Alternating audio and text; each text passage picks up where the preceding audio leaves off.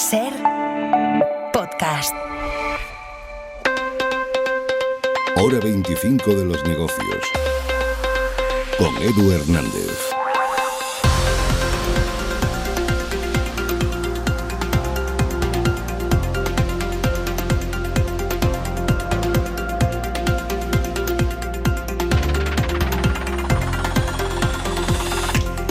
El transporte ferroviario, tanto el convencional como el de alta velocidad, y los aeropuertos han copado los titulares estos últimos meses, estos últimos años, por las incidencias, el debate sobre la inversión, el empeoramiento generalizado de algunos servicios.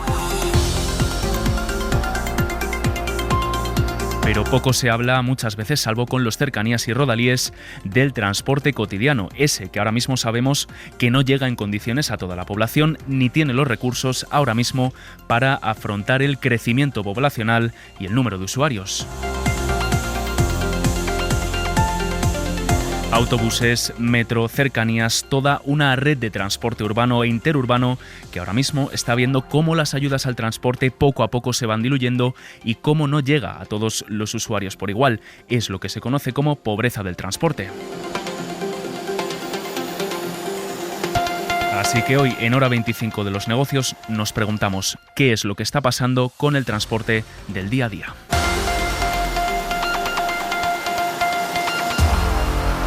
Ahora el transporte en Madrid está fatal. Cada vez hay cosas. El tren está fatal. El metro cada vez línea está cortada, la otra línea está cortada, no lo sé qué pasó. Cada vez está peor las cosas. Este es el sonido de muchos usuarios, no solo en Madrid, también en otras ciudades, que buscan llegar a su trabajo, pero esto se termina complicando. Y claro, entonces ahora mismo estoy en Plaza de Castilla y voy hasta Cusco.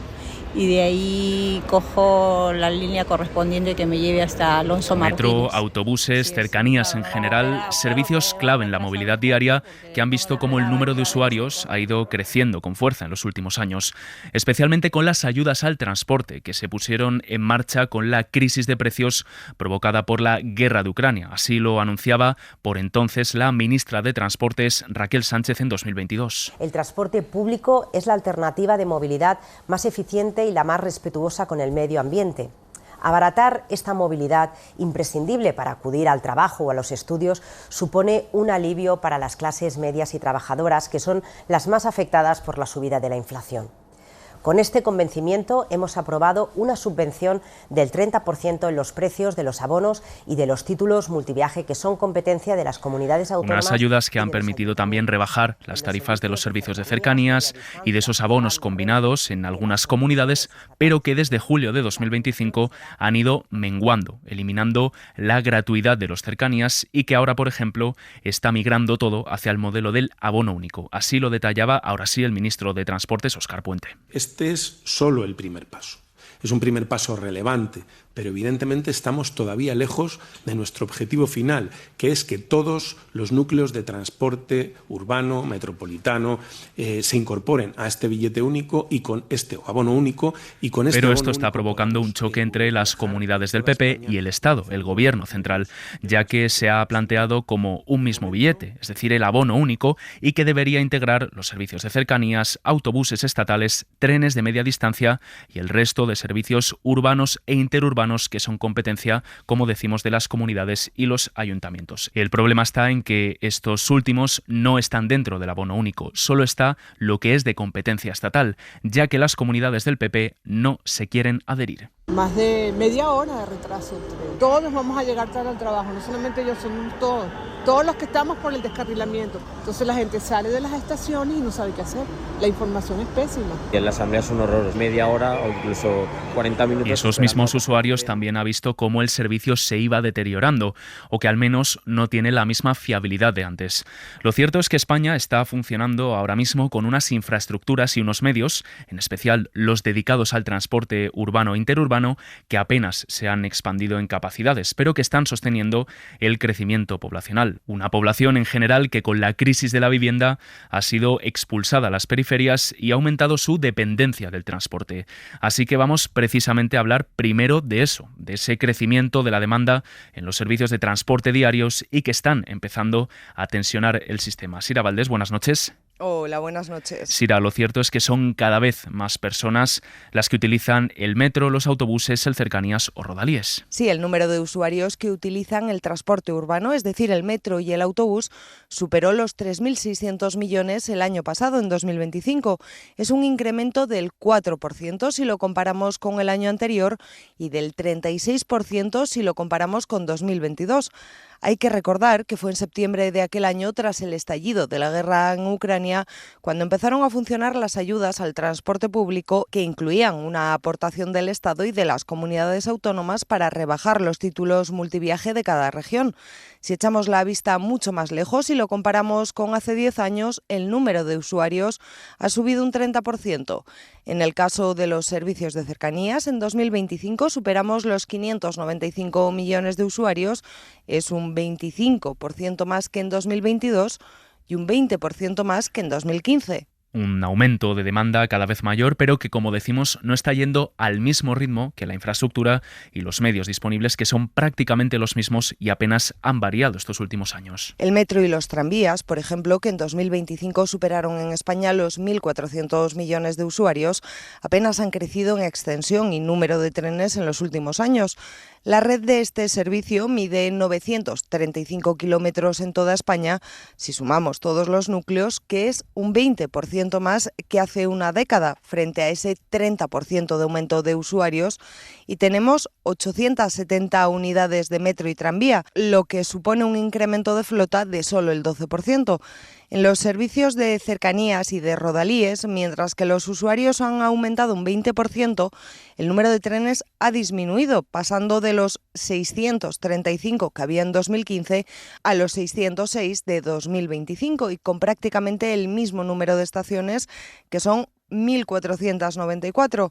Así que mientras que la demanda ha seguido aumentando, los medios o no han crecido al mismo ritmo o han ido reduciéndose. Gracias, Sira. Gracias, buenas noches. Así que eso es lo que estamos viendo. Los usuarios aumentan, pero los medios o no avanzan a la misma velocidad o directamente van retrocediendo. Ustedes saben que yo no soy un gran fan de estas bonificaciones. No es que no crea que el transporte público debe ser asequible a todos los bolsillos, pero creo que donde la diferencia se marca no es en el precio. No creo que haya ningún ciudadano de este país que se baje del coche y se suba a un autobús o a un cercanías o a un metro porque el billete le suponga un gran esfuerzo. Es verdad que hay usuarios cautivos del transporte público que no tienen otra forma. Como decimos, el modelo de ayudas está cambiando desde hace justo un año. El Gobierno modificó el esquema reduciendo su peso y desde hace unos meses ha puesto en marcha ese abono único, al que las comunidades del PP no se quieren adherir.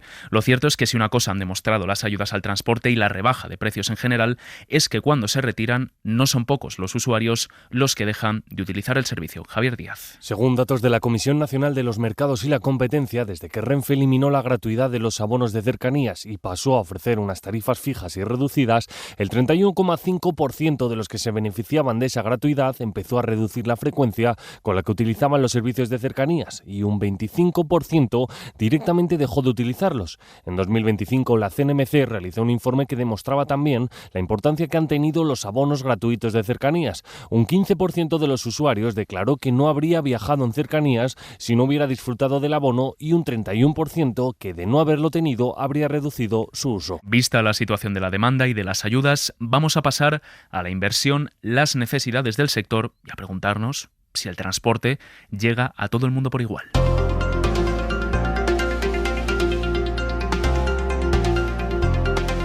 Empecemos por la inversión. ¿Quién ha sido el protagonista de las inversiones del Ministerio en el último año, en los últimos años en general? El ferrocarril. Hoy quiero anunciar al conjunto de la sociedad española la puesta en marcha nada más y nada menos que del proyecto de ampliación del aeropuerto Adolfo Suárez Madrid-Barajas. Porque llevamos meses e incluso años girando en torno al estado de la red ferroviaria, las ampliaciones de aeropuertos o la compra de trenes de larga distancia.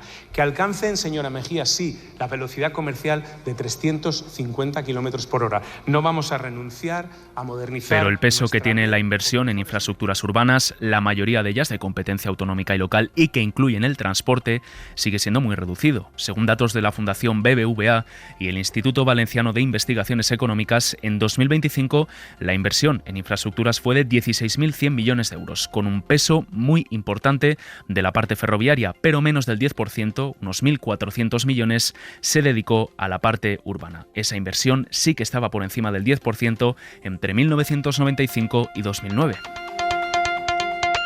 De hecho, el sector del transporte colectivo está en un momento clave para garantizar su sostenibilidad. El transporte público en este momento se encuentra en un momento, la verdad es que diríamos que en una encrucijada por diversas razones.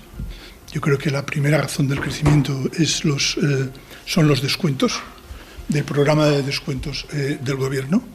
La segunda es Jesús Herrero, el secretario general de la Asociación de Empresas Gestoras de los Transportes Colectivos Urbanos. La patronal señala que para atender a este incremento de demanda será necesario aumentar la flota de autobuses. Para 2035 se necesitarán en toda España 6.536 buses para renovar todo ese parque y otros 4.000 para ampliar capacidades. La Directiva Europea del Vehículo Limpio, la cual te obliga a comprar. No puedes comprar cualquier tipo de vehículo. En el caso de las flotas de autobuses, estás obligado. Habrá que hacerlo además garantizando los objetivos de reducción de emisiones previstos para 2030 y también garantizar una respuesta al aumento de demanda estimado para dentro de 4 años, que será del 36% en el autobús y del 51% en el metro. La patronal considera necesario invertir 12.000 millones de euros al año en este tipo de transporte hasta 2030. Y nos queda el último reto al que estamos sometidos y es la pobreza del transporte, un término que ya reconoce la Ley de Movilidad Sostenible y sobre el que el Ministerio de Transportes ya está trabajando para paliarlo. Sara Hernández Olmo es la secretaria general de Movilidad Sostenible. Lo que determina la pobreza en el transporte son las necesidades y las carencias que puedan derivarse del sistema de transporte público. Es esa incapacidad o dificultad de las personas y los hogares para hacer frente a los costes del transporte público-privado o a su falta de acceso. A una cuestión de accesibilidad, pero no solo de accesibilidad universal para personas de movilidad reducida o de necesidades especiales. Me refiero a accesibilidad en tiempo, a realmente que sea competitivo coger el autobús frente a movernos en vehículo privado. Según un estudio de Greenpeace, hay 2,2 millones de españoles que dedican más de una hora para desplazarse a su trabajo y además el 10% de la población, unos 5 millones, no utiliza el transporte público en su día a día o porque no dispone de él o porque la frecuencia es muy baja o porque los horarios no se ajustan a sus necesidades. Todo esto se acentúa con la expulsión poblacional de los centros urbanos por el problema de acceso a la vivienda y una mala planificación urbanística. Que, por ejemplo, históricamente ha estado bien resuelta la movilidad radial con Madrid hacia afuera, pero no tanto así las movilidades transversales, por ejemplo, en el sur, en las coronas metropolitanas del sur, donde se concentra una actividad económica importante. Esto obliga a muchos usuarios a tener un coche. Es lo que se conoce como propiedad forzosa y afecta al 10,3% de la población española. Así que accesibilidad, buenos horarios o directamente la existencia de al menos un servicio regular son los grandes condicionantes a día de hoy para parte de la población española. Pues es momento de tratar todas estas cuestiones. Hoy lo hacemos con Cristina Arjona, responsable de movilidad en Greenpeace. ¿Qué tal, Cristina? Buenas noches. ¿Qué tal? Muchas gracias. Buenas noches. Bueno, hemos hecho un repaso a todos los datos y a vuestro estudio sobre la pobreza del transporte. Lo primero, ¿qué creéis que está fallando en España para que haya tantos usuarios que tengan esa sensación de que les falta disponibilidad o buenas condiciones de acceso? Pues muchas personas que utilizan el transporte público o que en este caso no lo utilizan es porque pues no existe en su zona, la frecuencia es insuficiente o los horarios no encajan con su vida cotidiana, que es una de las principales cuestiones. Además tenemos que sobre todo en los entornos rurales o en las periferias no hay disponibilidad de transporte público suficiente para que estas personas puedan llegar a donde lo necesitan en su día a día. Por tanto, principalmente el problema es que no hay disponibilidad de transporte en muchos casos y sobre todo se está añadiendo otro problema que es la expulsión de las personas por la crisis de la vivienda del centro de las ciudades hacia las periferias, donde la planificación de este transporte público pues es distinta la que había planificada hace unos años a la que se necesita en la actualidad. Bueno, aquí en España, con toda la crisis energética que tuvimos por la guerra de Ucrania y otros eventos posteriores como consecuencia de ella, como por ejemplo fue la inflación, pues se han ido extendiendo los programas de ayudas al transporte. Hemos visto que hay una parte de la demanda que es muy sensible y en cuanto se retiran esas ayudas, los viajeros dejan de utilizar el transporte público. ¿Hemos empezado a depender demasiado de esas ayudas? ¿Hay que reformular la política de transporte público en España y a lo mejor pasar a un modelo vitalicio donde el Estado siempre tenga esa presencia tan patente? Justo desde Greenpeace siempre hemos tenido este segundo planteamiento, ¿no? Las ayudas puntuales han demostrado que han funcionado bien, pues como tú comentabas antes, para cambiar los hábitos, pero no pueden ser un sistema que se va negociando cada 6 meses y que además está creando incertidumbre en las personas usuarias o también en los propios operadores, porque además esto supone que no pueden planificar la oferta, ¿no?, de la flota. Las bonificaciones y la gratuidad de las tarifas, pues son, como decía, ¿no?, pues herramientas útiles pues para amortiguar esta crisis, la crisis inflacionaria o para captar usuarias, ¿no?, personas usuarias. Pero no soluciona los déficits históricos que tenemos con el servicio, ¿no? Tú puedes reducir el coste de estas tarifas a cero, pero si un municipio no tiene oferta suficiente, pues no va a generar nueva demanda. Ujú. Por tanto, necesitamos que el transporte público se financie pues de una forma que sea estructural y permanente y no mediante parches, ¿no?, que se ha ido haciendo hasta el momento, con un sistema pues que se pueda sostener durante el tiempo bajo el principio pues de quien contamina paga. Por tanto, es fundamental que desde el Estado se asegure que existe una ley o una fórmula de financiación del transporte público para que esta financiación sea permanente y asegurada en el tiempo y que en los servicios, ¿no?, en los transportes que más contaminan, pues por ejemplo el transporte por carretera o la aviación, compensen las externalidades que tienen y estos recursos pues se dediquen a fomentar el transporte urbano, interurbano, como el ferrocarril o el transporte público. Te quiero preguntar por esa retirada paulatina de las ayudas al transporte y el cambio al modelo del abono único. La intención era que recogiera las competencias autonómicas y locales de transporte y de momento ninguna comunidad gobernada por el Partido Popular se ha adherido a este abono único. Esto resta efectividad a la medida. Te pido primero una valoración de este abono y segundo, si tú crees que se está haciendo aquí una vez más un juego político.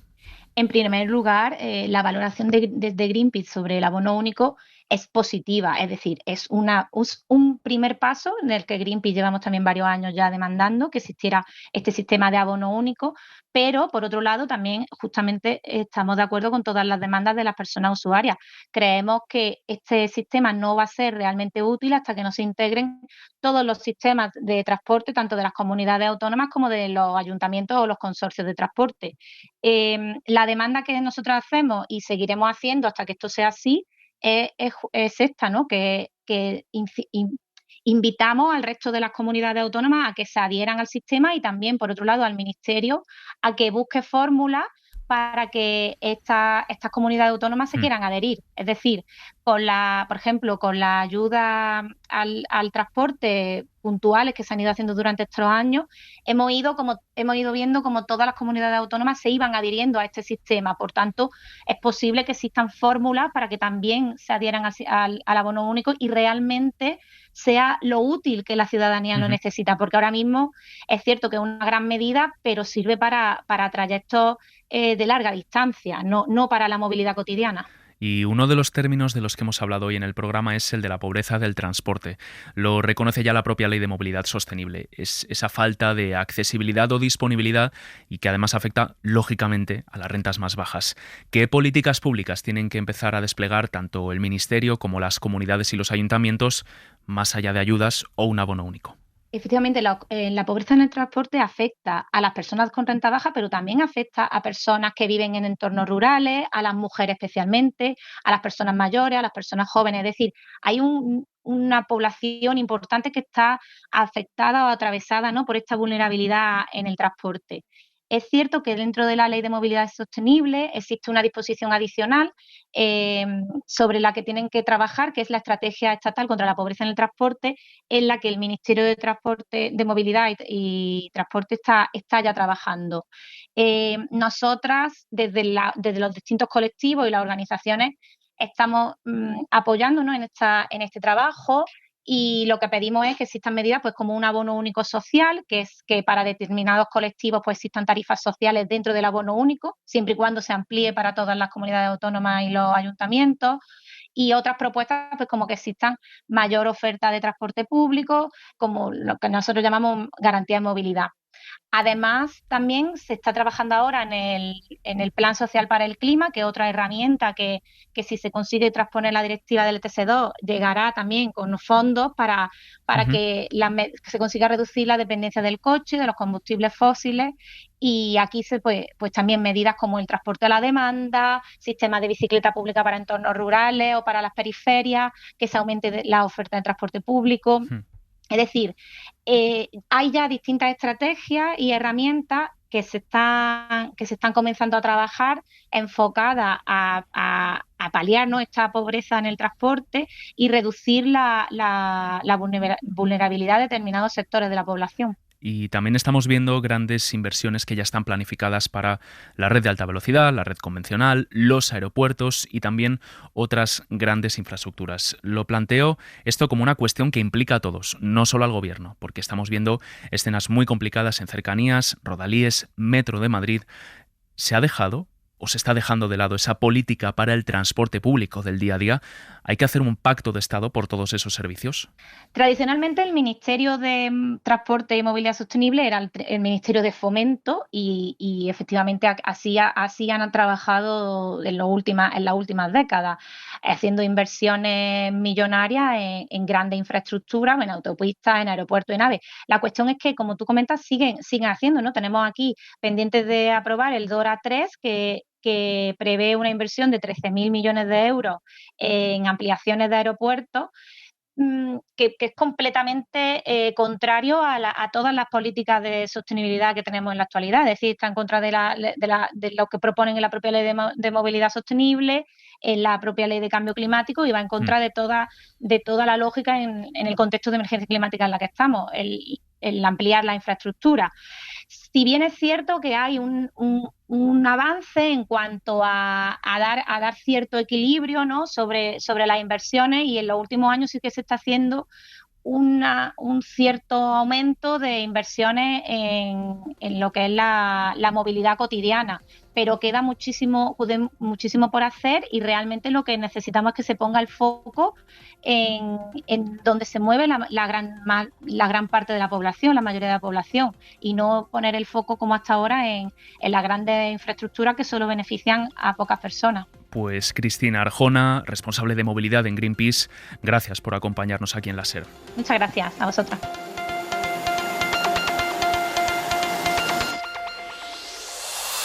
Pues estas son las cifras y las causas. No, viene mal siempre, es de una vergüenza, es una incompetencia increíble, todos los días, no hay ni un día, no sé, llegamos una hora tarde. Algún día llega puntual, en cercanías de Lora del Río. Nada, va muy tarde, hace unos años, la verdad. Cada día hay retraso, porque el que yo cojo habitualmente ya... Mientras las inversiones se concentran a día de hoy en esos transportes de larga distancia con grandes anuncios políticos, el transporte público urbano e interurbano, el del día a día,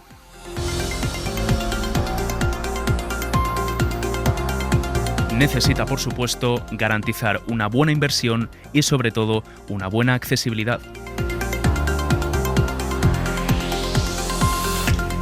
Pues así terminamos esta edición de Hora 25 de los negocios, el problema del transporte público en España.